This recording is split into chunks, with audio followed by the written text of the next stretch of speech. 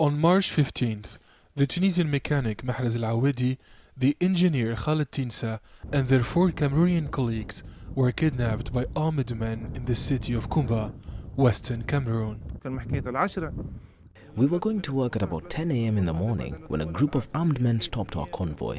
They threatened us with arms and took us to the forest. They called themselves Ambazonia separatists. 1 hour after the kidnapping, the 2 Tunisian nationals were ordered to contact their company. The armed group demanded a ransom.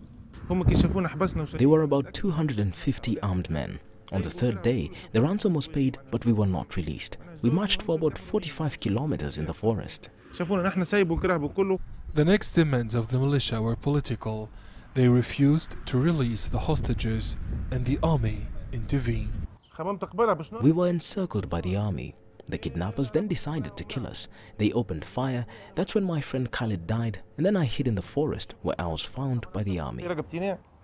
The family of the mechanic was terrified.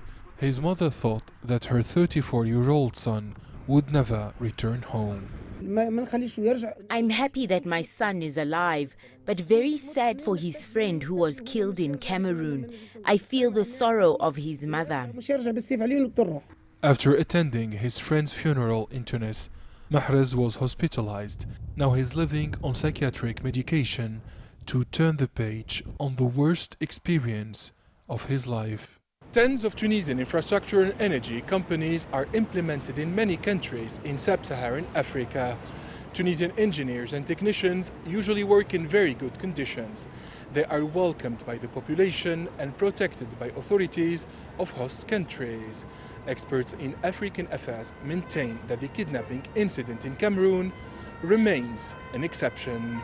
Adnan Shawashi, CGTN, Tunis.